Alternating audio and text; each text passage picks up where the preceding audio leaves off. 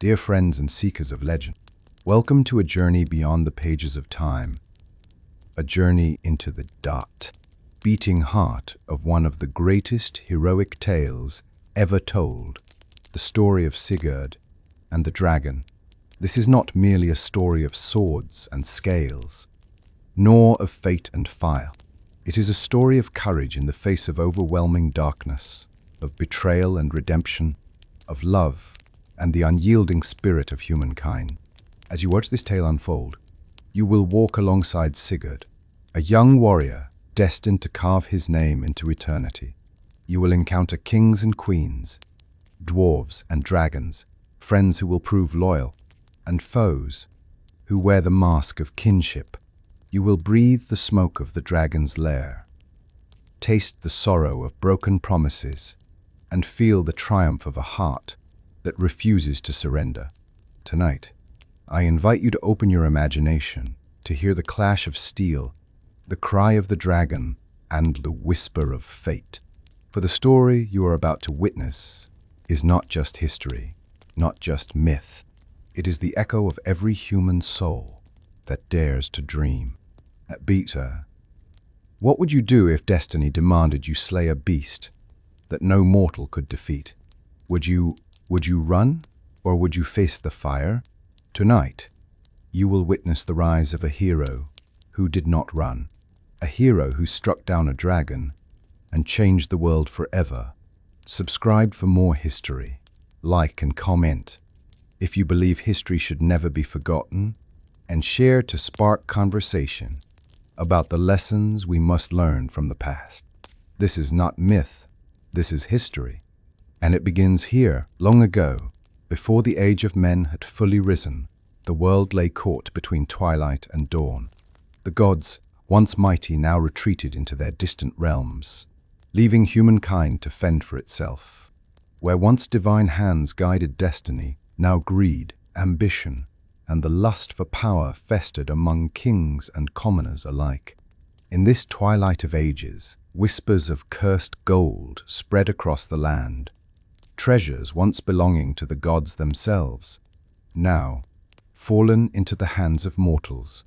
The greatest of these treasures was the hoard of the dwarf Andvari, shimmering with wealth beyond imagination. But greed is a shadow that clings to all who touch it, and Andvari's hoard was no gift.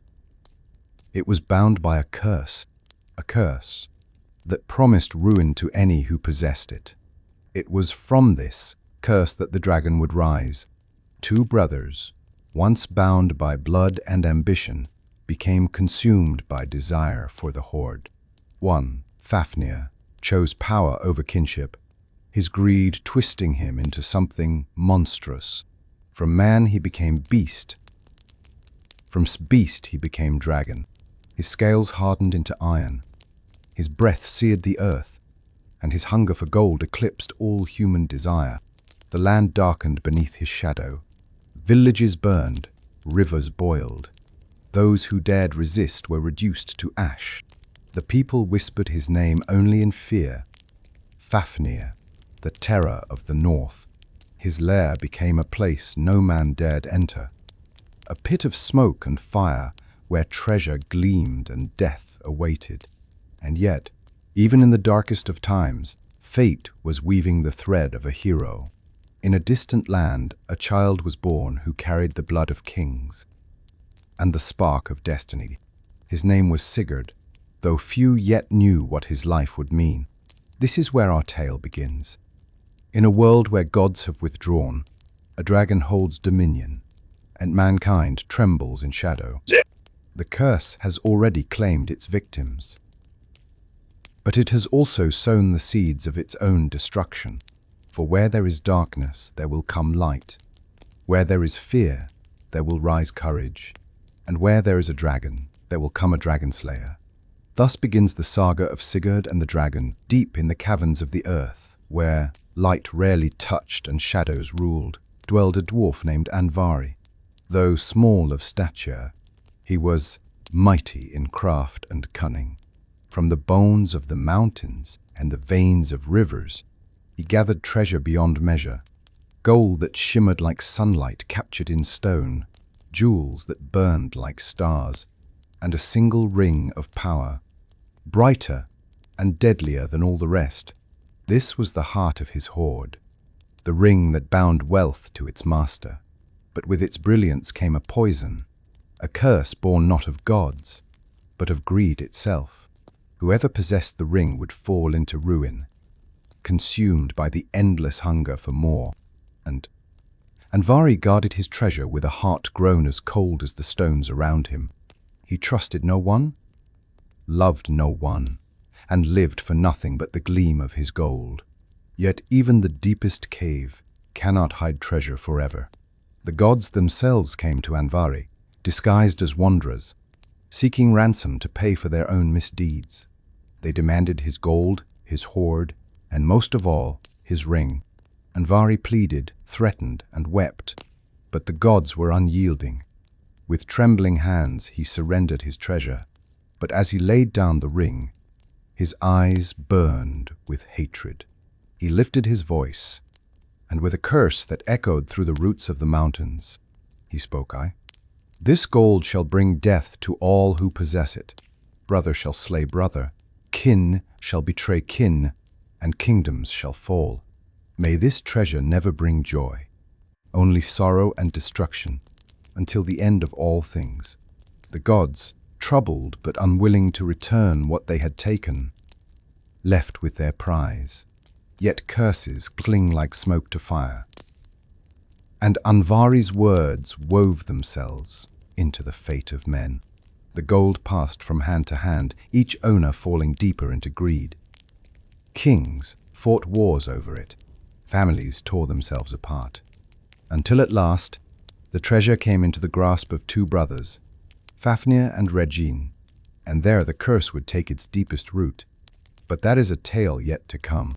For now, the gold lies heavy with doom, gleaming brightly but stained with sorrow. Its curse has been spoken, its fate sealed, and the world, though it does not yet know it, has been set upon the path toward both ruin and legend. The cursed gold passed from the gods to mortals, until at last it came into the hands of two brothers, Fafnir and Regin, sons of the mighty dwarf king Hreidmar. At first, the treasure seemed a blessing. The brothers rejoiced, their halls gleaming with gold and jewels, their names carried on the tongues of men. But curses do not sleep. Slowly, greed began to coil its way into their hearts. Regin the smith desired the gold to forge wonders beyond imagination.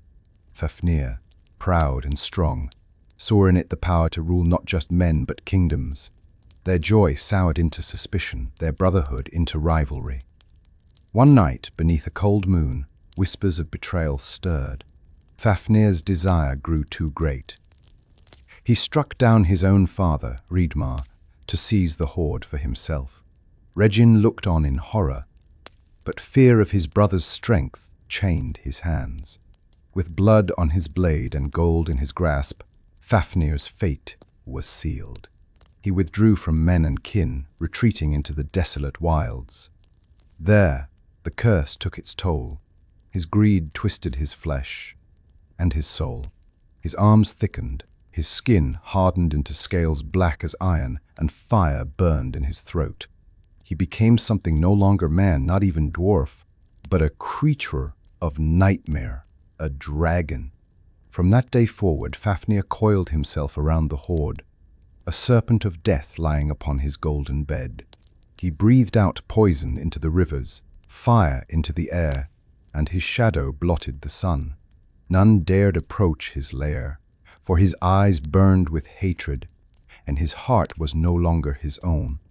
Regin, left behind, trembled with both sorrow and envy. He lived in the shadow of his brother's monstrous form, his own heart still longing for the treasure. He swore that one day he would find a champion to slay the beast and return the gold to him. But for now the world knew only this, cried. The curse of the gold had claimed its first family. A father slain, a brother consumed, a kingdom lost, and in the pit of desolation, the dragon Fafnir reigned, while shadows stretched across the land under Fafnir's reign. Destiny was already stirring elsewhere. In the kingdom of the Völsungs, a child was born who carried the blood of both kings and heroes. His name was Sigurd. Sigurd's father, Sigmund, had been a great warrior, bearer of the legendary sword, Gram. But Sigmund fell in battle before his son was born, leaving the boy fatherless. His mother, Heordis, gave birth beneath the weight of grief. Yet she held in her arms a child of prophecy, one whom the Norns, the weavers of fate, whispered would shape the world. From his earliest days, Sigurd was different. His eyes carried the clarity of fire and sky, and his heart beat with a restless courage. While other children played, Sigurd asked questions of gods and men. He learned quickly, his spirit unbroken even in hardship. Though his father was gone, Sigurd did not grow without guidance. The cunning dwarf, Regin, became his foster father and teacher. Regin whispered of great deeds, of treasures cursed yet glorious, and of a dragon that must one day fall. To the young boy, these were more than stories. They were seeds of destiny, planted in fertile soil. As Sigurd grew, so too did the shadow over the land. Tales of Fafnir's terror reached every hall, every hearth. Men despaired, kings quarreled, but the boy listened in silence, his spirit kindled by each tale of fire and death. By the time he reached manhood, Sigurd was already marked. Strong in limb, swift in thought, and unyielding in spirit, he seemed born for something beyond the ordinary. The people whispered of him as the hope of their age, though few dared say aloud what destiny truly demanded. For fate had already chosen. Only Sigurd could end the reign of the dragon from his earliest. Sigurd was shaped not only by the memory of his father, but by the cunning hand of his foster father, Regin. The dwarf was no ordinary smith. His skill was legendary, his mind as sharp as the blades he forged. Yet beneath his wisdom lay envy and a burning hunger for the treasure guarded by his brother, Fafnir. Regin taught Sigurd many things: the secrets of steel, the mysteries of the forge, the knowledge of stars and storms. He guided the boy in horsemanship, hunting, and the craft of war. To any who looked on, he was the loyal teacher, molding a hero from raw youth. But within his teachings, Regin sowed whispers. Each story, each lesson, circled back to the shadow of Fafnir. He spoke of the dragon's hoard, of gold that gleamed brighter than any forge, of kingdoms that could be bought with a single ring. He planted seeds of purpose, that only a hero of great heart could slay the beast. Sigurd listened with eager ears. He longed for greatness, not for gold, but for deeds that would live beyond his lifetime. Regin, watching, smiled behind his beard, for he believed he had found the tool of his vengeance. And yet, Sigurd was no fool. Though young, he saw the glimmer in Regin's eyes, the shadow of greed behind the mask of wisdom. Still, he learned all he could, for even a fox's words may serve the eagle's flight. As the seasons passed, Sigurd grew into a man whose presence inspired awe. He moved with the strength of his father's bloodline, spoke with the clarity of one born to command, and carried in his eyes the spark of destiny. Regin's teachings had given him skill, but fate had given him more, the heart of a hero. And so the day approached when Sigurd would test the legacy of his father. Note, and the bond between master and pupil would take its first strain. One day, as Sigurd's strength ripened and his courage demanded proof, he came to Regin with a bold request. "Give me a sword worthy of my father," he said. "For Sigmund, my sire, bore Gram, the blade that cut through shields and shattered kings. I will not wield lesser steel." Regin, with pride and cunning, brought forth a sword of his own making. Its blade gleamed like ice, sharp enough to cut silk in the air. Sigurd admired it, then asked for a test. He swung the sword against an anvil, and with a shattering cry, the blade split into fragments. Sigurd cast the pieces aside, his eyes flashing with scorn. "Is this the steel you offer me, master?" he asked. "My father's sword did not break before stone or iron. Make me another, if you can." Regin, stung but determined, forged a second sword, even finer than the first. Again, Sigurd took it, weighed it, and tested it. Once more he swung against the anvil, and once more the sword shattered into shards. Fury burned in Sigurd's eyes.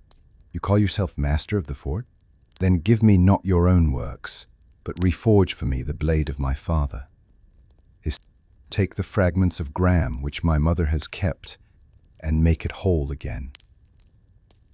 Reluctantly, Regin agreed.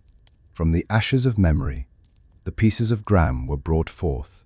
Into the fire they went, melted and reforged with care and skill beyond mortal craft. Regin worked long into the night, his hammer ringing with echoes of destiny. At last, the sword was born anew, brighter, stronger, deadlier than before. Its edge gleamed with a cold light, and its voice sang when drawn from its sheath. Gram was reborn. When Sigurd took the sword, he felt its weight not as burden, but as destiny. He swung it against the anvil, and this time the anvil split clean in two. Regin looked on, awe and fear mingling in his eyes. He had given the boy the weapon to slay his own brother, yet in doing so, he had armed the greatest hero of his age. But the forge roared like a dragon's maw, and sparks flew like falling stars, as Regin bent all his craft to the reforging of Gram.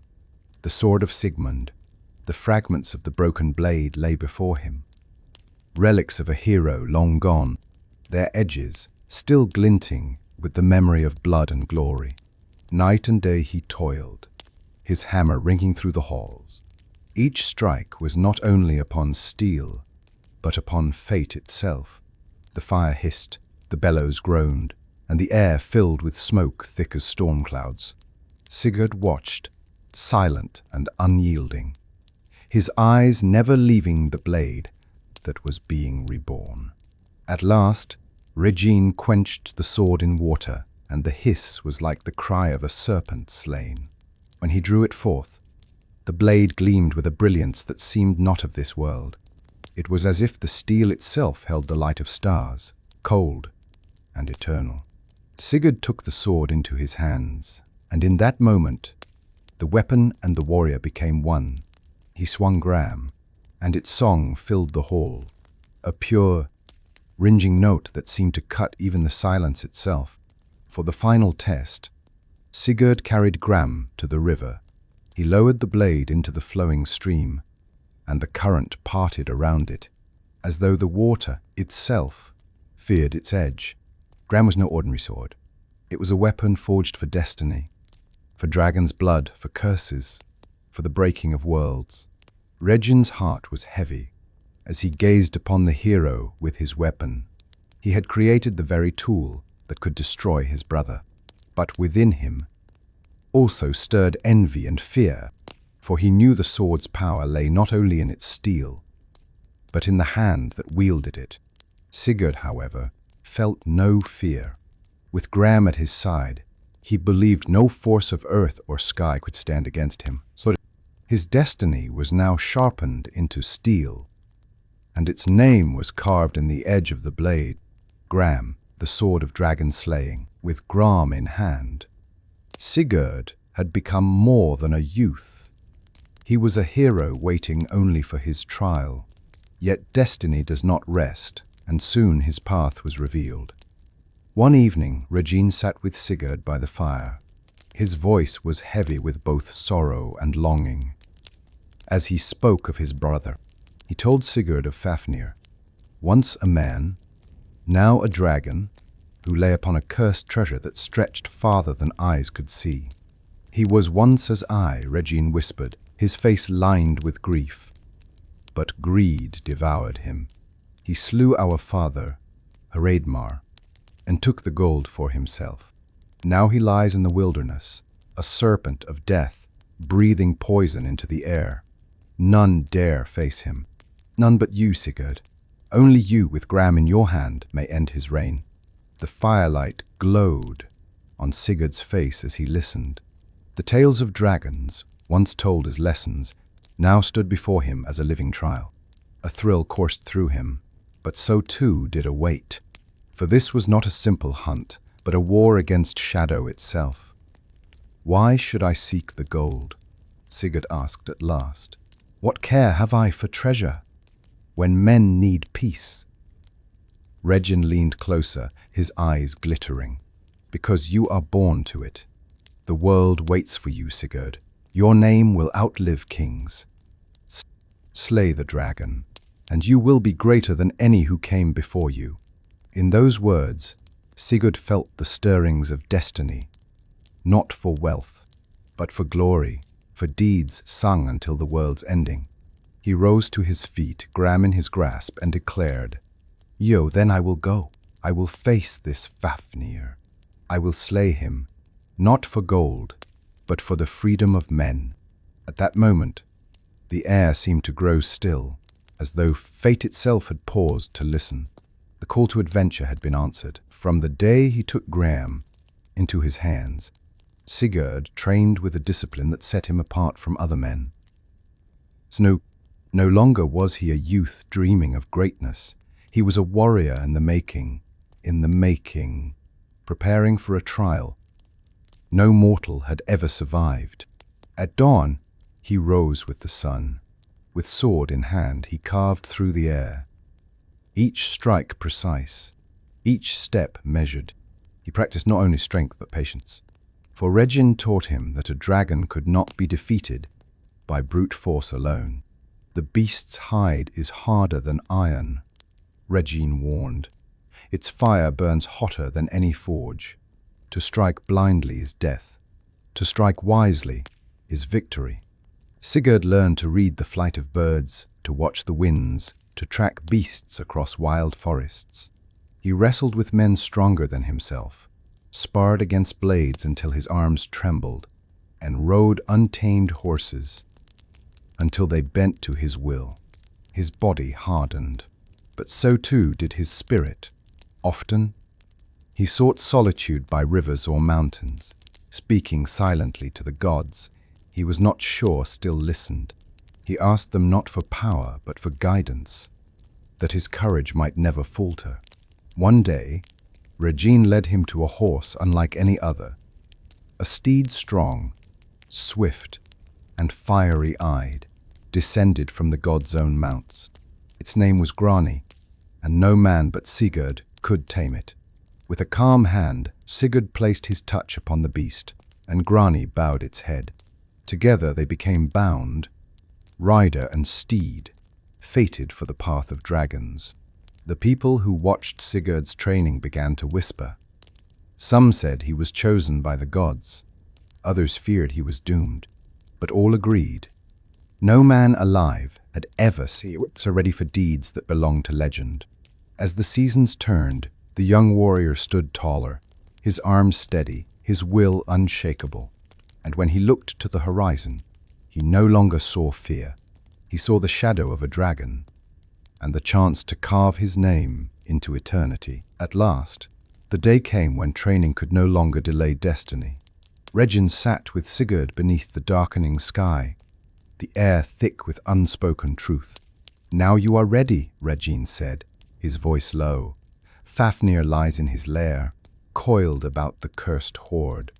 None dare approach, for his shadow kills as swiftly as his flame. Yet you, Sigurd, you can end him. You must." Sigurd's heart was steady, but his mind weighed heavy. He knew the danger. Fafnir was no mere beast, but a brother of Regin. Once a man, now a dragon forged of greed and curse. To face him meant certain death for most. Yet Sigurd's spirit did not waver. What if the curse devours me as it did your brother? Sigurd asked. Regin leaned closer, his eyes sharp as daggers. The curse is in the gold, not in the slayer. Claim the treasure, and you shall be king of kings. Refuse, and the world will remain in shadow. Sigurd gazed upon Gram, its edge gleaming with starlight. He thought of his father Sigmund, who had fallen before his destiny was fulfilled. He thought of his mother, who had raised him in sorrow yet in hope. He thought of the people who lived in fear of the dragon's fire. Then he rose, tall as a young oak, his voice clear as steel. I will go to the dragon, he declared, not for gold, nor for crowns, but because fear must end. If I die with honor. If I live, the world will be free. The wind carried his words, as though the gods themselves bore witness. Regin smiled, but behind his eyes burned greed. For he cared not for Sigurd's honor, only for the treasure his brother got. But Sigurd's vow was true, and fate had been sealed. The choice was made: he would face Fafnir. From that night onward, the world seemed to hold its breath, for the dragon had slept long in his lair, unchallenged. But soon he would wake to the sound of footsteps he could not ignore, and so the saga turned toward fire, blood, and legend with his vow made. Sigurd did not delay. He saddled Grani, the steed of gods, and set forth from the hearth of men into the untamed wilderness. The road was no paved path, but endless forests, jagged mountains, and rivers that roared like thunder. Each mile carried him further from home, further from comfort, and closer to the shadow of the dragon. The land itself seemed to resist him. Storms rose without warning, lashing rain and thunder across the skies. Wolves stalked from the tree line, their eyes gleaming with hunger, only to scatter before Sigurd's steady gaze and the flash of Gram's edge. At night, the fire was his only companion, its light flickering against the dark. But Sigurd's heart did not falter. With every hardship, he grew stronger. He listened to the winds, studied the stars, and let his courage guide him. For deep in his spirit, he knew he was not wandering aimlessly. Fate was leading him toward a trial that would decide the age. On one morning, as mist coiled around the trees, Sigurd crossed paths with wanderers who told fearful tales. They spoke of Gnita Heath, the desolate wasteland where Fafnir lay upon his hoard. None who go there return, they warned. The very earth is poisoned, the streams bitter, the air thick with venom. To walk into that place is to walk into death. Sigurd listened, thanked them, and pressed on. Fear had no claim upon him. His eyes burned with a light that no storm could quench, no dragon could dim. As the days lengthened, the wild began to change. Grass gave way to ash, rivers to blackened streams, trees to twisted husks.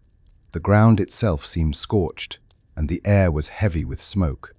Sigurd knew he was drawing near. Fafnir's presence was a wound upon the earth, and the wound was deep.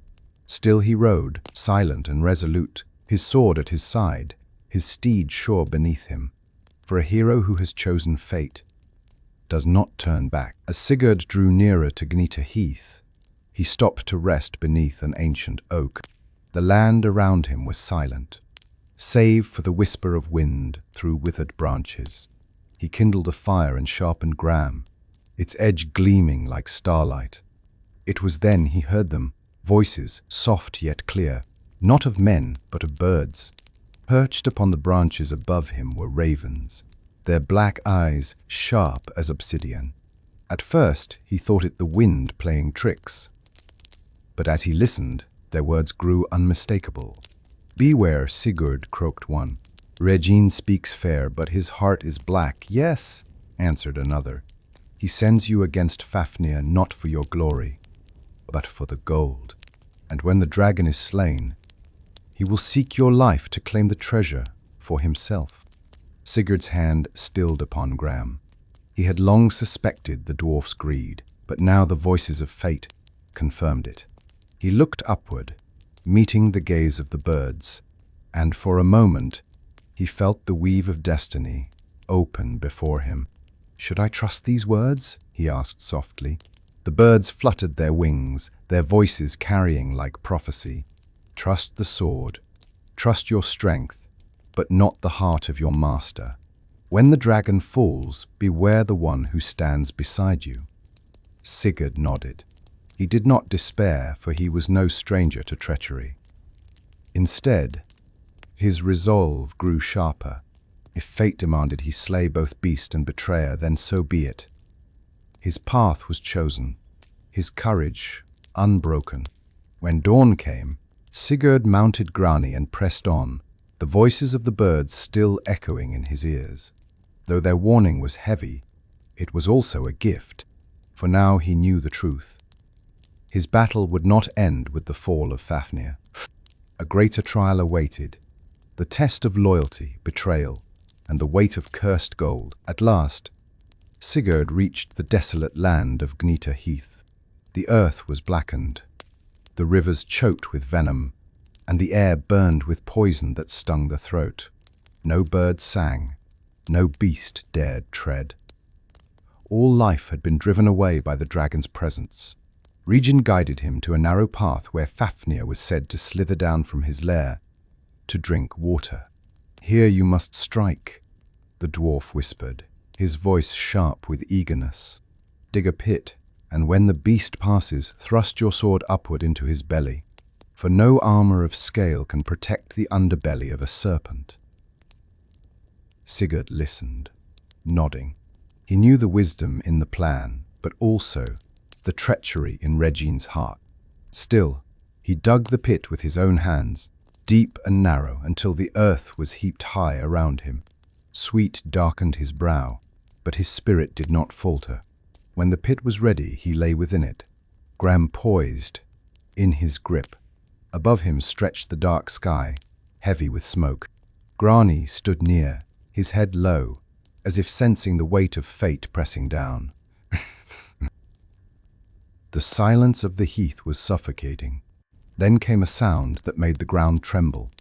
The slithering scrape of scales against stone, the hissing of venom dripping from fangs, and the thunder of a beast that was more shadow than flesh. Sigurd tightened his hold on Gram. His breath slowed. His heart beat steady. He was ready. In that moment, he was no longer a youth, no longer merely a man.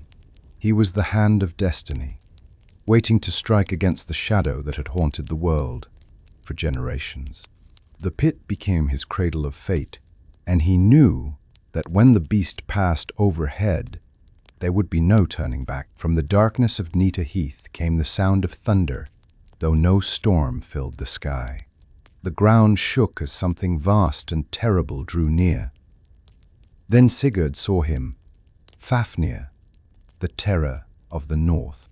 The dragon's body stretched longer than the tallest hall, his scales black as midnight, glistening with venom. His wings, though seldom spread, dragged across the earth like tattered sails of doom. Smoke poured from his nostrils, and in his throat burned fire hot enough to melt stone. His eyes glowed like twin suns, searing the night with hatred and hunger. He moved with a slow, dreadful weight, each step shaking the earth, each breath poisoning the air. His coils dragged across the heath, flattening the land, leaving behind a trail of death. And yet, terrible as he was, there was still the shadow of what he had once been, a man destroyed by greed, twisted into a monster. From the pit, Sigurd watched, his heart steady though his body trembled from the force of the dragon's presence. Never had he seen such terror made flesh, and yet he did not yield, for he had come to slay, not to cower. As Fafnir drew closer to the water, his massive bulk sliding over the earth, Sigurd tightened his grip on Gram. His breath slowed, his eyes locked upon the soft place beneath the dragon's belly. The earth shook. The air thickened with venom. The dragon was upon him, a This was the moment for which fate had carved him from birth. The ground quaked as the monstrous bulk of Fafnir slid across the heath. His breath came in searing gusts, smoke and venom pouring from his jaws. The world seemed to shrink beneath his shadow, as though no force of man or god could resist him. But hidden in the pit lay Sigurd, still as stone, Gram poised in his grasp. His heart thundered, but his hand was steady. Every muscle in his body waited for the moment when destiny would open before him. The dragon's belly loomed overhead, vast and glistening with scales, yet vulnerable where even nature had left a weakness. Sigurd's eyes narrowed, his breath stilled. Then, with a cry that split the air, Sigurd thrust upward with Gram. The blade pierced through flesh and scale, cutting deep into the beast's heart. A roar unlike any the world had ever heard shook the heavens. Fafnir reared back, his massive form writhing in agony. Fire erupted from his throat, scorching the ground, turning earth to ash. His tail lashed out, smashing trees and splitting stone. Venom spewed in torrents, burning everything it touched. Sigurd, covered in blood and smoke, did not yield. He clung to Gram, driving it deeper, pouring all his strength into the blow. For an instant, man and dragon seemed locked in eternal struggle, youth and courage against age and curse, flesh against steel, light against darkness. The world held its breath. Then the dragon staggered, his roars weakening, his fire dimming. Though wounded, he was not yet slain. With eyes blazing, he turned his massive head toward the pit, hatred burning in his gaze. "Who dares?" the beast hissed, his voice like thunder rolling through the earth. And Sigurd, though trembling, answered clear and strong, "I am Sigurd, son of Sigmund, and I have come to end you." The dragon's roar shook the stars. But destiny had already chosen its victor. Fafnir staggered, his colossal frame shuddering under the mortal wound. His fire faltered, his wings beat weakly against the poisoned air. The ground trembled with each desperate thrash of his coils. Sigurd climbed from the pit, Gram dripping with dragon's blood, his eyes unblinking as he faced the dying beast. He had struck, and the impossible had been done. But Fafnir was not yet silent. The dragon lowered his head, smoke curling from his jaws. His voice rumbled deep and terrible, carrying the weight of ancient curses. "Who are you that dares to strike me? What doom drives you to my death?" Sigurd stood tall, though his body ached from the battle. "I am Sigurd, son of Sigmund. I seek not your gold, but freedom for men. Your shadow ends today." Fafnir's eyes burned with fury and sorrow. "Foolish boy. You think you have won? My death is but the beginning. The gold I guard is cursed. It will bring ruin to all who touch it. Brother shall betray brother, lovers shall turn to hate, and kings will fall to dust. You have slain me, but you cannot slay fate."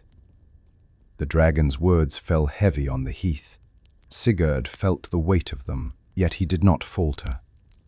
"Then let fate do as it will. I will not fear it." With a final shudder, Fafnir's body collapsed, his coils breaking trees, his fire dying to embers. The ground shook with the force of his fall. Silence followed, broken only by the hiss of his dying breath. The terror of the north was no more. Sigurd stood over the fallen beast, his sword gleaming red, his spirit unbroken. He had done what no man before him dared. Yet as the smoke cleared, he felt no triumph, only the knowledge that this was but the first trial, and that the curse of the horde now rested in his path. From the shadows, Regin approached, his eyes wide with both awe and greed. But Sigurd, remembering the warning of the birds, kept his gaze steady. For though the dragon was slain, another danger stirred close at hand. The dragon lay still, its monstrous coils stretched across Gnita Heath like a fallen mountain. Smoke still curled from its jaws, and venom seeped into the earth. Sigurd stood before the corpse, Gram heavy in his hand, his breath ragged from the battle. Regin emerged from the shadows, his eyes shining not with sorrow for his slain brother, but with greedy triumph. "Well done, Sigurd," he cried. "You have done what no man has ever dared. Now cut out the dragon's heart for me, and roast it, for I would taste its power, and wisdom beyond men shall be mine." Sigurd looked at him with wary eyes, but he did not argue. He set to work, cutting into the beast's chest with Gram. The stench was overwhelming, thick with poison and fire. But the young warrior endured. He pulled forth the great heart, red and smoking, and set it upon a spit above the fire. As the heart roasted, Sigurd touched it to test the heat, and hot blood hissed against his thumb. Without thinking, he placed his finger in his mouth. In that instant, the world changed. He heard voices, not of men, but of birds singing in the trees above. Their words were clear as speech, their tones sharp as prophecy. "Beware, Sigurd," croaked one. "The dwarf plots against you. He will slay you once you have given him the heart." "Yes," called another. "Regin does not care for you, nor for honor. He lusts for the treasure, and he will spill your blood as easily as his brothers." Sigurd froze, his hand still upon Gram. His suspicions had been confirmed. The warning of the ravens returned to him, now clearer than ever. The curse was not ended with Fafnir's death. It had only shifted from dragon to dwarf. Above him, the birds chattered on, their black wings gleaming in the smoke. "Take no counsel from the greedy," one said. "Trust only your sword and your own strength." Sigurd's heart hardened. He knew now that his battle was not yet finished. The dragon was slain, but betrayal walked beside him. The fire crackled, the dragon's heart hissing as fat dripped into the flames. Sigurd stood silent, his gaze upon the meat, but his thoughts fixed on the words of the birds. Above, the ravens still whispered, "Kill the dwarf before he kills you," one urged. "Yes," said another. "He waits only for his chance. Once you have given him the heart, he will strike." Regin stepped forward, his face flushed with greed. "Is it ready?" "Give it to me, Sigurd!" "With the heart of the dragon, I shall have wisdom beyond the gods, and the treasure shall be ours." Sigurd turned, his eyes cold as steel. "The pides pipides steel." "Ours?" he asked. "Or yours alone?" Regin faltered for a moment, then recovered. "Do not mock me, boy. I have guided you, trained you, brought you here. Without me, you would be nothing. Give me the heart, and together we shall rule kingdoms." The truth in his voice was plain. Not gratitude, not loyalty, only hunger. Hunger as deep and venomous as Fafnir's had been. Sigurd remembered the dwarf's whispers by the fire, the glint in his eyes when speaking of the horde, the warning of the birds. All of it had been leading here. "You sought a weapon, not a son," Sigurd said. "You raised me to slay your brother, and now you would slay me too." Regin's face twisted with rage. "If I must," he spat, reaching for the dagger at his belt. But Sigurd was faster. With a single stroke of Gram, bright as lightning, he struck. The dwarf fell. His greed ended as swiftly as his brother's fire. Silence fell upon Gnita Heath. The dragon lay dead, the dwarf slain. Only Sigurd remained, his sword dripping with the blood of both beast and betrayer. Above him, the ravens cried in triumph. "So it is done! The hero stands alone, freed from the bonds of lies." Yet even as the air cleared, the curse still lingered, for the treasure was still waiting, heavy with doom, and Sigurd knew his path was far from finished. Regin's body fell lifeless to the scorched ground, his dagger slipping from his hand. His final words were nothing but a hiss of greed. Swallowed by the wind, Sigurd stood over him, Gram gleaming red, his face calm but solemn. There was no triumph in the strike, only necessity. Above, the ravens circled, their harsh cries echoing like a funeral song. They had warned him true. Regin's heart was as black as his brother's scales. The dwarf's wisdom had shaped Sigurd. His teachings had sharpened him, but in the end, his purpose had been hollow.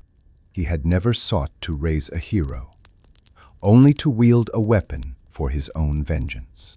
Sigurd wiped Gram clean upon Regin's cloak, his gaze steady. "So ends the line of Hreidmar," he murmured. "Father slain by son, brother by brother, and now brother by foster son. The curse runs true." The land lay silent around him, heavy with death. Both dragon and dwarf had fallen, victims of greed's endless hunger. Sigurd alone remained, unbroken, though his heart felt the weight of the curse pressing against his soul.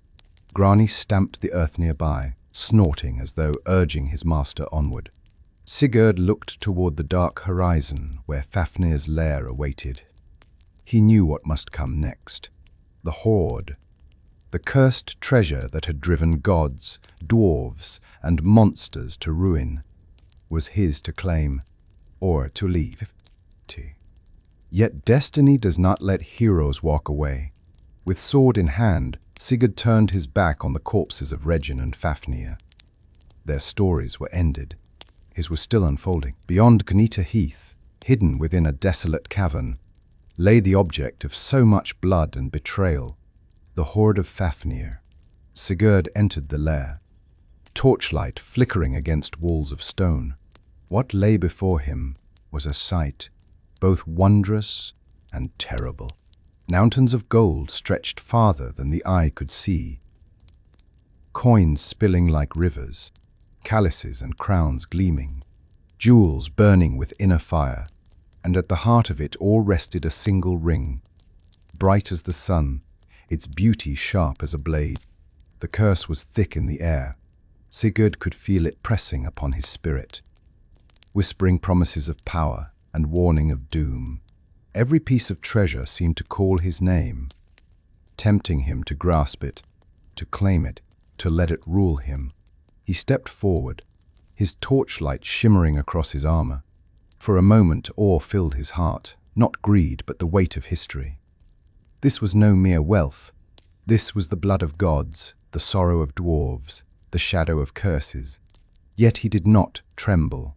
He gathered the treasure, loading it upon Grani, who bore it willingly, as though even the horse knew the burden it carried was more than gold. When Sigurd's eyes fell upon the ring, he felt its power like fire in his veins. He took it, though the raven's warnings echoed in his memory. To refuse it was impossible. To bear it was dangerous, but fate had bound him to it. As he left the cavern, the gold heavy upon his steed, Sigurd did not feel victory. He felt the eyes of destiny upon him, watching, waiting. The dragon was dead, the dwarf betrayed, the hoard claimed. Yet the curse lived on, slumbering in the gleam of the treasure. And in that cursed gleam, Sigurd's next trials awaited, with Fafnir slain and the hoard claimed. Sigurd rode far from Gnita Heath, seeking not only rest, but meaning in the aftermath of battle. His journey led him to a high mountain, where the wind howled like the voices of gods and the clouds clung close to the earth. There, he beheld a sight unlike any he had ever known. Upon the mountaintop stood a wall of fire, a great ring of flame that rose high into the air, swirling and roaring as though guarding some sacred secret. Its light flickered against the rocks, and the very ground seemed to tremble with its power. Grani halted, stamping the earth nervously. But Sigurd, fearless, pressed forward, for deep within him something stirred, a call, a whisper, a sense that fate itself had led him here. Through the flames he glimpsed a figure lying still upon the ground beyond the fire. Armor gleamed faintly in the light, a helm resting beside her. It was a woman, tall and radiant even in sleep, her face serene, her form cloaked in the majesty of battle. Sigurd knew at once who she must be, a Valkyrie, one of Odin's shield maidens, chosen to guide the souls of warriors. But why did she lie here, imprisoned by fire? He remembered tales whispered by wanderers of Brynhild, the Valkyrie who had defied Odin himself, punished for choosing wrongly in battle, cast into mortal sleep. She would slumber until a hero dared to pass the wall of flame and awaken her. Sigurd's heart burned as he gazed upon her. He did not see a prisoner of the gods, nor merely a maiden. He saw destiny entwined with his own. The fire roared, daring him to enter, but he tightened his grip on Gram, and his spirit did not falter. For what is a hero, if not the one who dares the flames? It dismounted and stepped forward. The flames roared high, their heat fierce enough to wither stone. Yet he did not hesitate. Gram flashed in his hand, its edge gleaming like the light of the stars. With one mighty stroke, he cleaved the wall of fire, and the flames parted before him, as though bowing to the destiny he carried. Through the fire he strode, unscorched, his courage shining brighter than the blaze. He came to the maiden, lying still in her armor. Her helm rested upon her brow, her face pale with sleep, as though carved from ivory. He knelt beside her and gently lifted the helm. As it slipped away, her long hair flowed free, dark as midnight, shimmering in the light of the fire. Her eyes fluttered open, and for the first time in years, Brynhild the Valkyrie breathed. She looked upon Sigurd, and wonder filled her gaze. Who has dared the fire? Who has awakened me? I am Sigurd, son of Sigmund, he answered. I have slain the dragon Fafnir, and I come not for treasure, but for you. Her lips curved into a smile, fierce and proud. You are no common man. Only the bravest of heroes could break Odin's curse. You have freed me, and in return I will give you wisdom and love. She rose, and the firelight played upon her armor, making her seem both mortal and divine. She spoke of runes and secrets, of the ways of kings and the laws of destiny. Sigurd listened, his heart enthralled not only by her wisdom, but by the strength of her spirit. And in that moment a bond was forged, not of gold, nor of oaths, but of fire and fate. Sigurd had found his equal, his beloved, his companion upon the path of legend. The flames dwindled, their purpose fulfilled, leaving only the mountain wind and the light in their hearts. Together, they stepped forward, their eyes upon the horizon, where the next trials of destiny awaited. For many days, Sigurd remained with Brynhild upon the mountain, the fire that had once imprisoned her, now serving as the symbol of their bond. They spoke long into the nights, their voices mingling with the wind, their hearts beating as one. Brynhild shared with Sigurd her wisdom, knowledge gleaned not only from mortal battles, but from the halls of gods themselves. She taught him of the runes that bound fate, of the mysteries of kingship, about honor and ambition. Her words were sharp and clear, yet also tender. Beneath the Valkyrie's armor was a woman of deep passion. Sigurd listened, his spirit aflame with both love and purpose. Never had he met one so fierce, so wise, so equal to his own courage. In Brynhild, he saw not merely a companion, but the mirror of his soul. Their love was not a gentle river, but a blazing fire, consuming, unyielding, destined to burn brightly, no matter the cost. One evening, as the stars wheeled overhead, they pledged themselves to each other. I will love you until the end of days, Brynhild swore. And if fate should part us, my soul will burn until it finds yours again.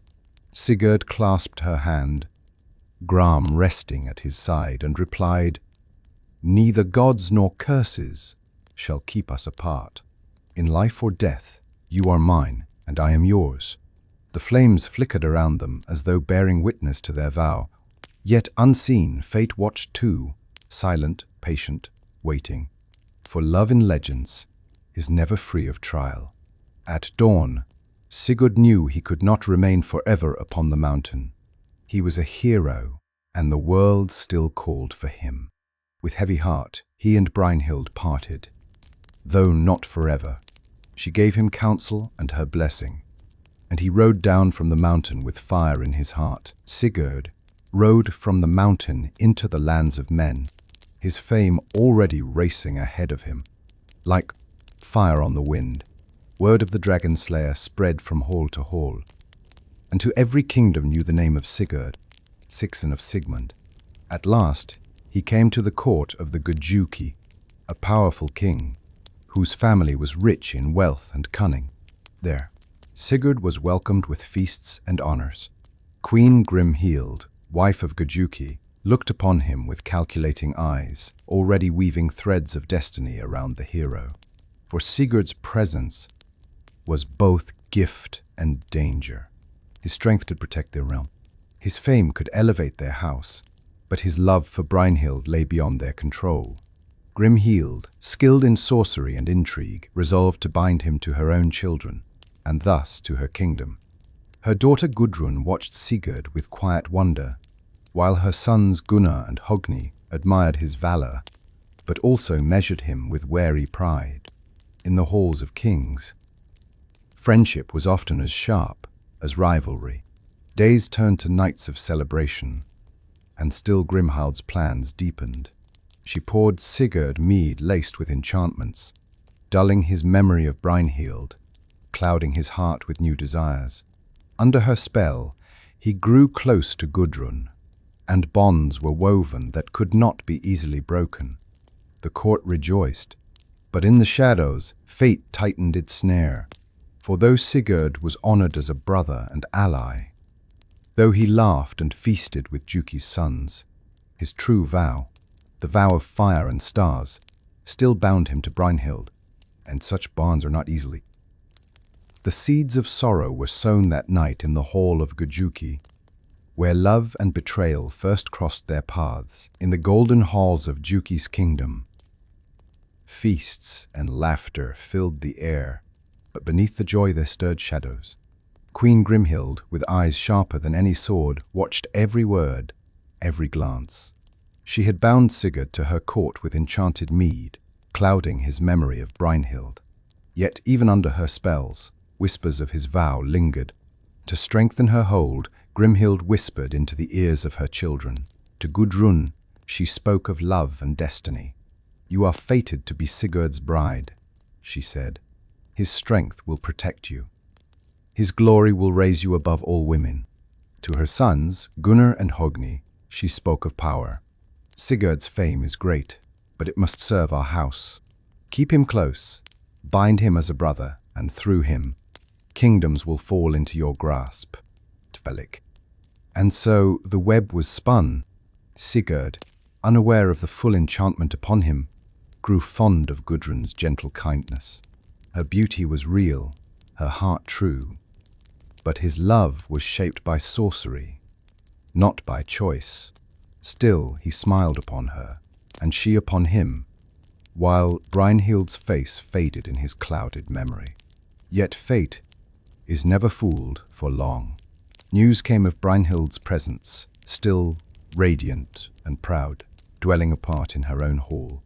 Her fame too spread among kings, and suitors from far lands sought her hand, for she had sworn only to wed the bravest hero, the man who dared her fire. Jealousy stirred in Gunnar's heart. He longed for Brynhild's hand, but knew her vow would never accept him. Only Sigurd had passed her flames. Only Sigurd had awakened her. And so Grimhild's lies grew darker. She wove a plan of deception. Sigurd would be tricked into winning Brynhild. For Gunnar, his memory clouded, his vows betrayed. The hall was bright with gold, but its shadows were deeper still. Sigurd stood at the center, noble and strong, but already bound in the invisible chains of sorcery and deceit.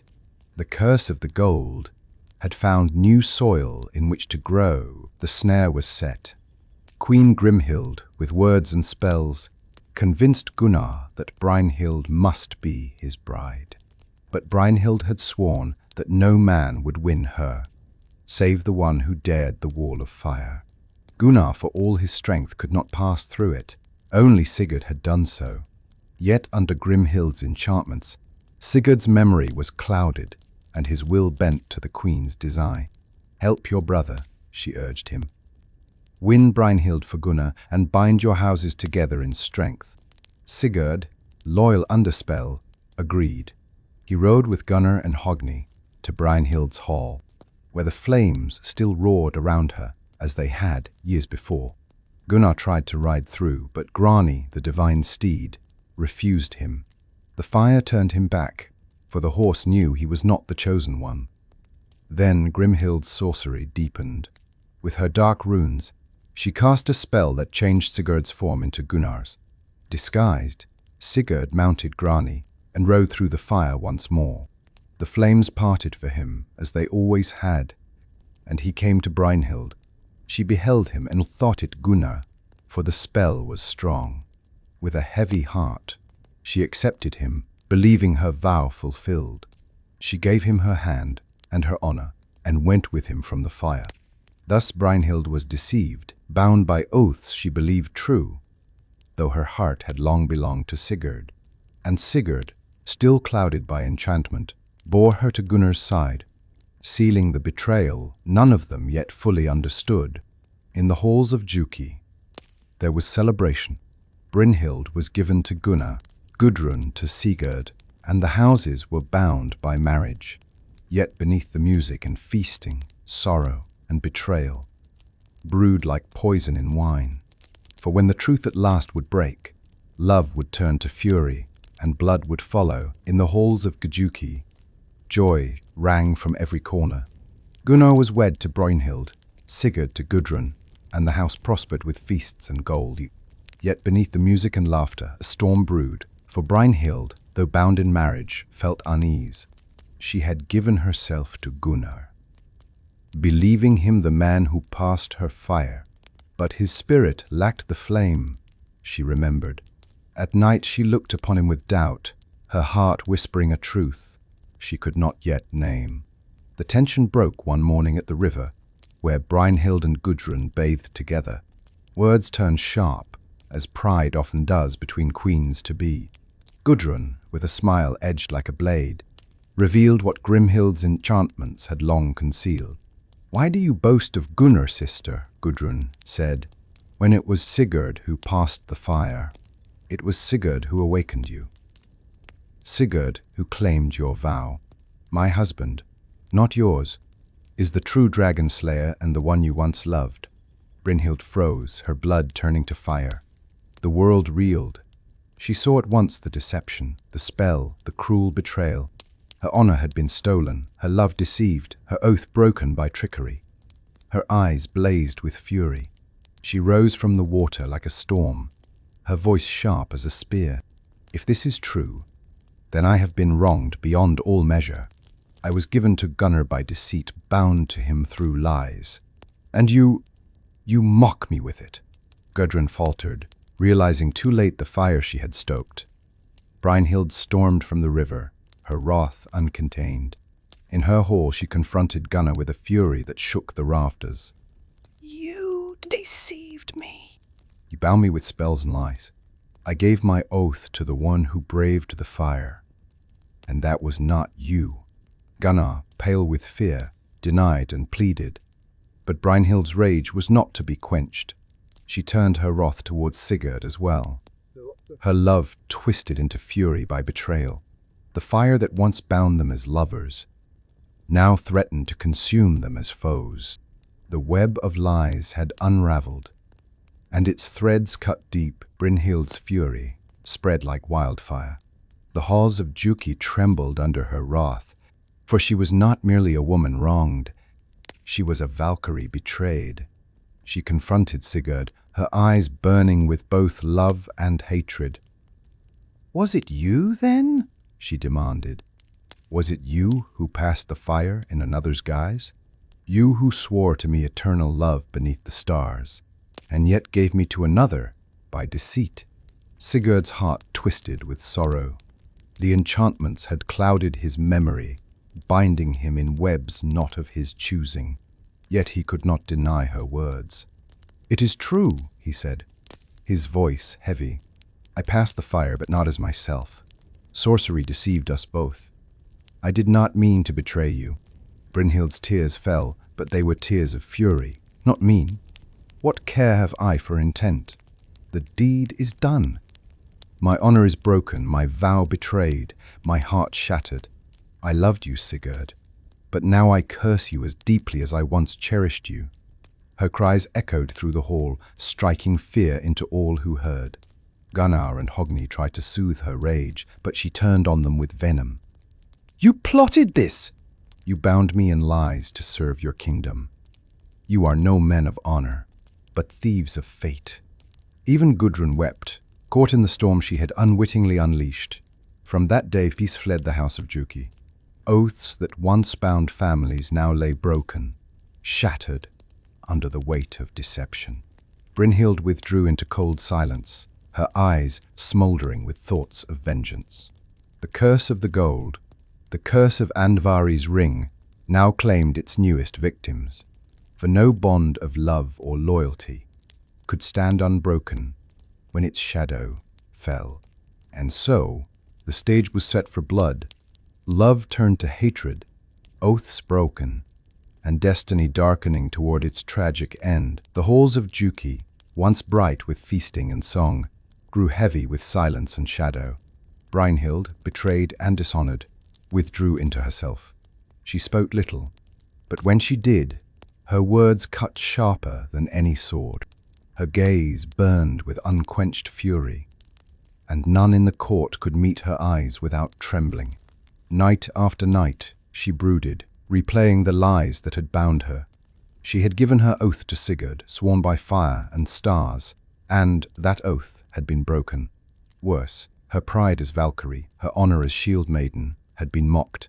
Love had turned to hatred, and hatred demanded vengeance.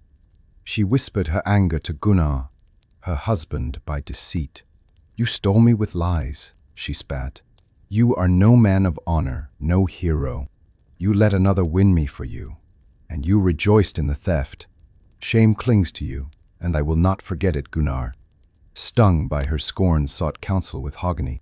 The two brothers, uneasy and fearful, began to speak of Sigurd in hushed voices. "So long as he lives," Hogni muttered, "our honor is stained. Brynhild will not forgive, and if she should rouse the kingdom against us, we are undone." The curse of Andvari's gold, heavy upon them all, twisted every thought towards suspicion. Brynhild's fury fanned the flames. Her grief transformed into demands for blood. She urged Gunnar, "Kill him, slay Sigurd, the false hero, and take what is yours by right. Until his blood is spilled, I will never rest." Gunnar's heart was torn. He had sworn brotherhood to Sigurd, bond sealed in blood and mead. Yet his wife's words stung deeper than steel. Her scorn stripped him of pride, and her wrath gave him no peace. And so the seeds of doom were planted. What began as love had become hatred. What began as brotherhood would soon turn to betrayal. The curse whispered in every heart, promising ruin, and none could resist its call. In Juki's golden hall, torches burned bright, and tables overflowed with food and mead. A feast had been declared to honor Sigurd and the unity of the house. Yet behind the laughter and clinking of cups, betrayal stirred like poison in wine. Sigurd sat among his sworn brothers, his golden hair gleaming in the firelight. Gudrun was at his side, her gaze filled with quiet devotion. To all who looked on, it seemed a night of joy. Yet Brynhilda's eyes burned from across the hall, her silence louder than any song. As the mead flowed, Gunnar and Hogni exchanged glances. Their pact had been sealed. At Brynhild's urging, they had resolved to rid themselves of Sigurd. Though he was their brother in arms, their ally in every deed. Honor bowed before fear, loyalty drowned in greed. Gudrun sensed unease. She touched Sigurd's hand, whispering, "Beware, my love. Shadows stir in this hall." But Sigurd, noble and trusting, smiled and shook his head. "They are my brothers. No blade will rise against me here." Yet the curse pressed heavier with every passing hour. Brynhild's gaze never wavered, her fury feeding the treachery. Her heart was torn between love and hate, but vengeance drove her hand. At the height of the feast, when songs rang loud and men's bellies were full, Gunnar raised his cup and declared, "To Sigurd, Dragon-Slayer, our greatest brother." The hall roared with cheer, but beneath the praise lay steel. For soon that same brotherhood would be broken, and the feast would be remembered not for joy, but for blood. Sigurd drank deeply, unknowing. The trap was sprung, though no blade yet fell. Fate had marked its hour, and doom waited just beyond the feast fire. The feast was long, the laughter loud, but fate crept silently through the hall of Gijuki. Sigurd, noble and trusting, believed himself among brothers, yet every toast, every song carried the shadow of betrayal. When the revelry ended, the warriors retired to their chambers. Gudrun lay close to Sigurd, her heart uneasy, her dreams restless. But Gunnar and Hogni did not sleep. In the darkness they whispered, their faces pale but resolute. Brynhild's fury had bound them to a deed from which there was no turning back. At dawn, when the world was still, they came to Sigurd as he slept. The golden hero lay in peace, his sword Gram resting by his side, its edge dulled only by slumber. Hogni held the dagger, Gunnar gave the signal, and treachery was done. The blade pierced Sigurd's side, and his blood stained the sheets like fire spreading across snow. He woke with a cry that shook the rafters. His strength bursting even in death's grip, he seized Gram, and though wounded beyond healing, he struck down one of his killers before they fled his chamber.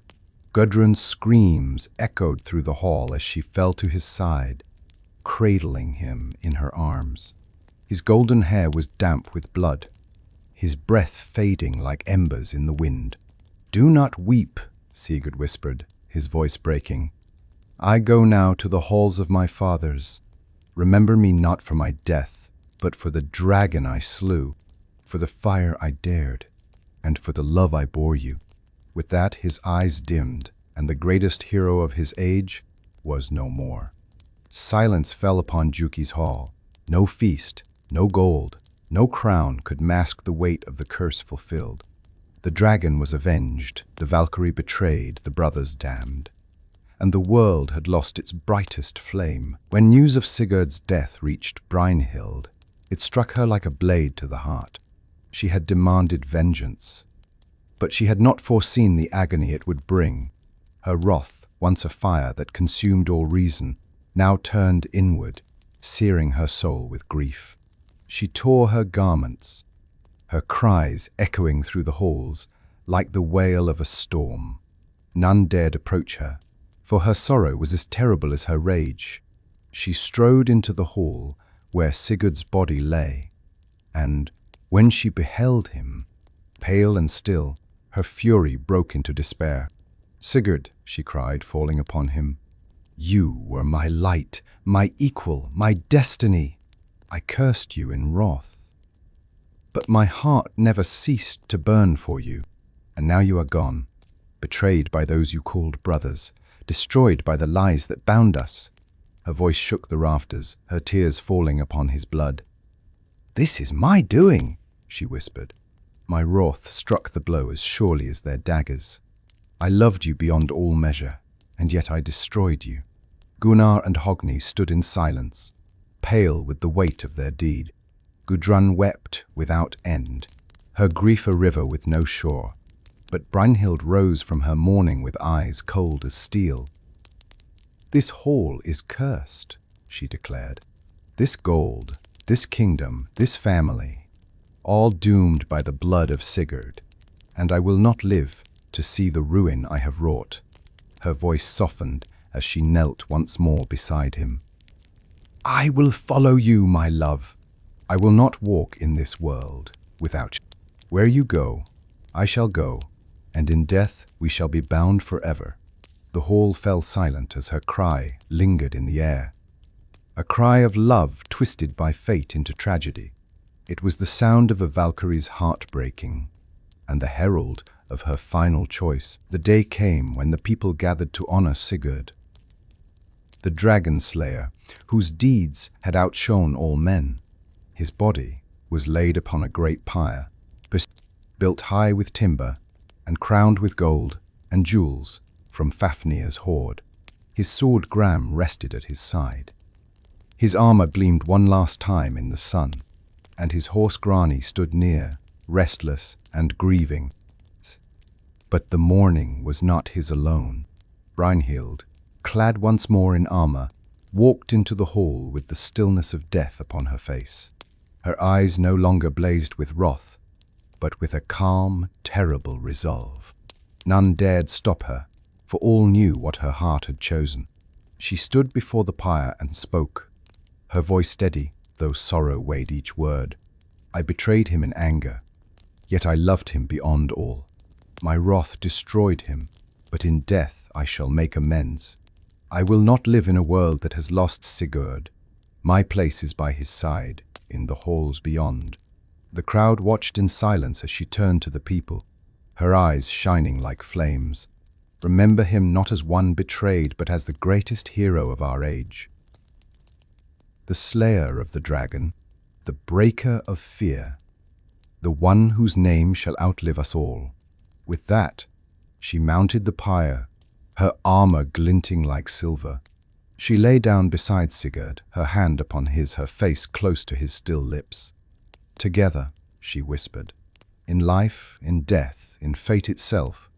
The torches were brought forth, and the pyre was lit. Flames leapt into the sky, roaring like the dragon's last breath. Smoke curled heavenward, carrying with it the souls of hero and Valkyrie.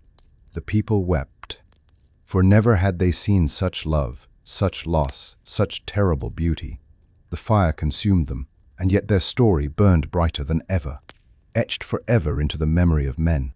Thus Sigurd and Brynhild were united, not by crown nor by kingdom, but by the eternal fire of destiny. The fire died to ash, and with it, the bodies of Sigurd and Brynhild were gone. Yet though the flames consumed them, the curse that had followed them did not perish, for still there remained the hoard of Fafnir, the golden treasure that had driven gods, dwarves, dragons, and heroes to ruin. Though much had been burned upon the pyre, much more remained. Rings, crowns, jewels, and the shining band that bound them all. And Vari's ring, the root of the curse. The people whispered of it, their eyes gleaming with both awe and fear. Some longed to claim it, believing the gold would make them kings. Others shuddered, remembering the dragon, the betrayals, the pyre. But none could escape its lure, for the hoard shimmered like sunlight upon water, promising glory, even as it whispered ruin. Gunnar and Hogni, who had betrayed Sigurd, now stood as lords over the treasure. Yet peace eluded them. Brynhild's dying words rang in their ears, and the blood of the Dragon-Slayer stained their hands. They wore crowns, but their hearts were restless, for the curse gnawed at them. Gudrun mourned, her grief endless. She had lost her husband, her sister by marriage, and the light of her life. In her heart, she knew the gold was to blame, yet she could not tear it from the halls. The hoard remained, gleaming, waiting, hungering. Thus the curse endured, weaving itself into the fates of kings and kingdoms. The shadow of Sigurd and Brynhild's tragedy spread outward, for the treasure was not finished with the world. It would bring wars. It would bring betrayal. It would consume others as it had consumed Fafnir, Regin, Gunnar, Hogni, and even the greatest hero of them all. For such is the nature of cursed gold. Flames may die, heroes may fall, but greed is eternal. Though Sigurd and Brynhild had gone to ash, their story did not end. The world does not forget heroes so easily, nor curses so quickly. In the years that followed, kingdoms rose and fell beneath the shadow of their deeds. Gunnar and Hogni, though crowned as lords, found their reign poisoned by the horde. The people whispered of their betrayal, of how they murdered their sworn brother. No gold could wash away the stain, and no crown could silence the curse. The horde brought them power, but it also brought unrest, rebellion, and endless war. Far beyond their lands, Sigurd's fame spread like fire on the wind. Kings sang of him not as victim but as hero, the slayer of the dragon, the breaker of fear. His name became a rallying cry for warriors who longed for glory. Even enemies honored him, for they knew no man had ever stood so boldly against the impossible. In distant halls, skalds wove his tale into sagas, telling how a boy fatherless rose to manhood, how he forged the sword Gram, how he rode Granny into the fire, and how he struck down the mightiest dragon the world had ever known. Children learned his name as their first song. Warriors spoke it as their final prayer. But the curse lingered, twining itself into the line of kings. The horde of Andvari spread ruin wherever it went. Allies turned to foes, brothers to traitors, and kingdoms burned for the gleam of its gold. Through it all, Sigurd's shadow endured, not as a king who ruled, but as a hero who rose. For kings fall, crowns fade, but the deeds of a true hero outlive stone and blood. Thus the saga of Sigurd became the saga of kings, a mirror in which rulers saw both glory and doom. Far above the mortal world, where clouds meet the stars, the Valkyries rode once more, their wings of fire spread across the heavens, their voices rising in song. Among them now walked Brynhild, no longer bound by flame or sorrow, but radiant in death. They sang of Sigurd, the hero whose courage had pierced the heart of shadow.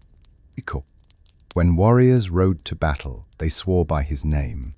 When maidens dreamed of love, they thought of the fire that bound him to Brynhild.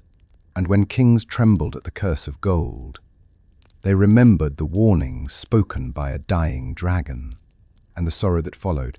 High above, the Valkyries' song carried Sigurd and Brynhild into eternity. Their love, their tragedy, their courage, all became woven into the fabric of myth. No longer flesh and blood, they were now voice and memory, echo and flame.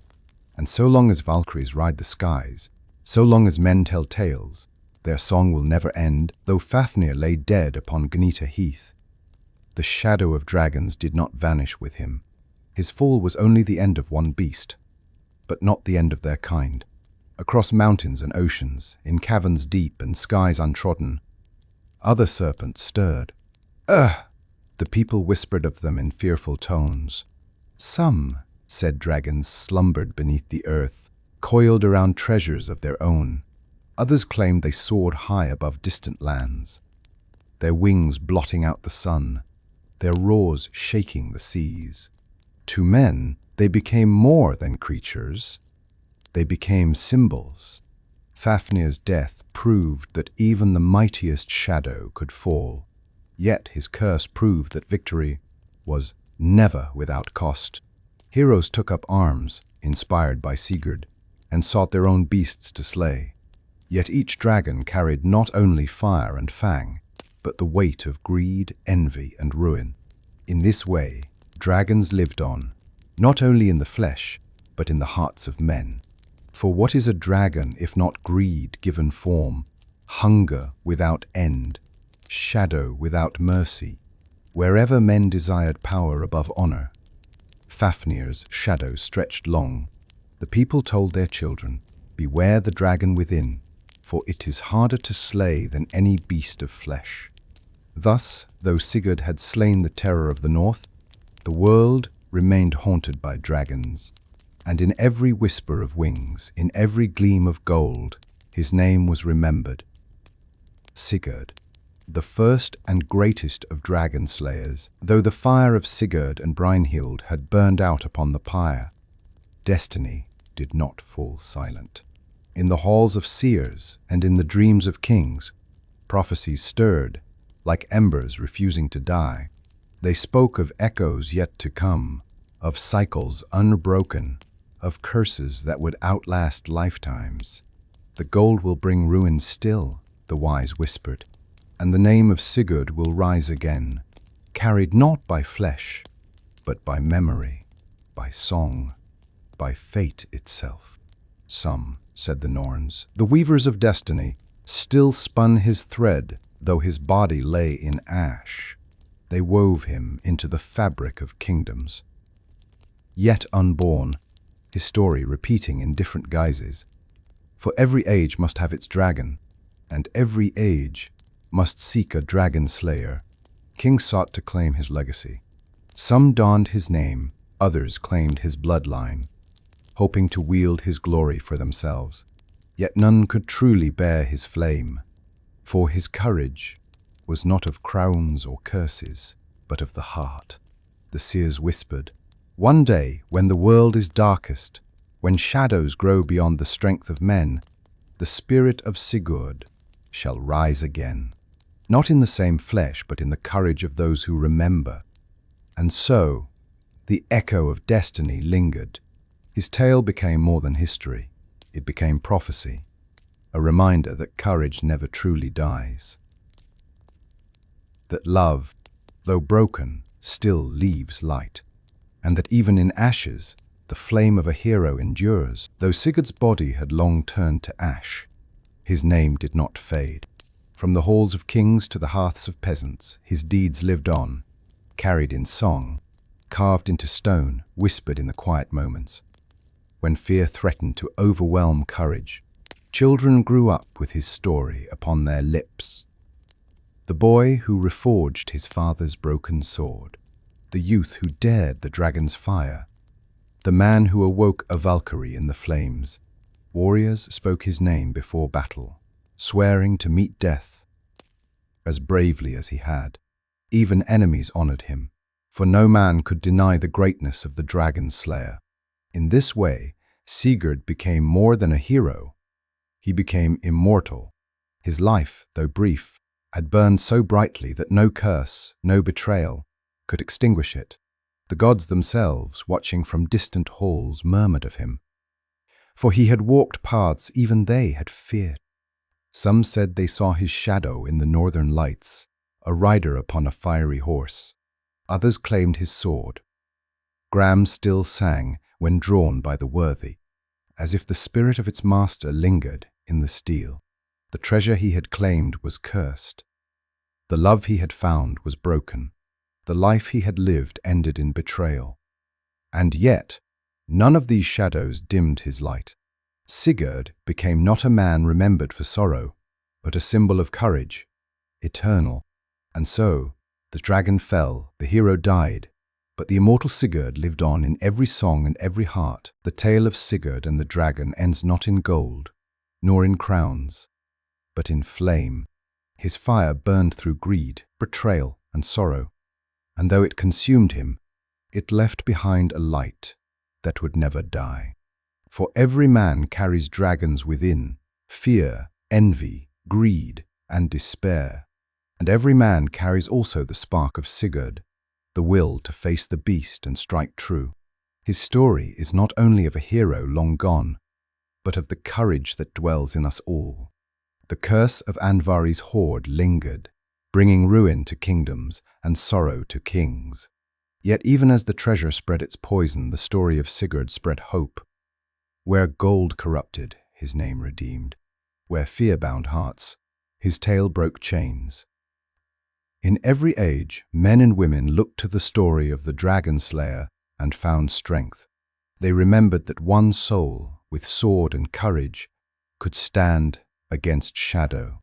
And though Sigurd fell, his flame was passed from heart to heart, a torch carried through time.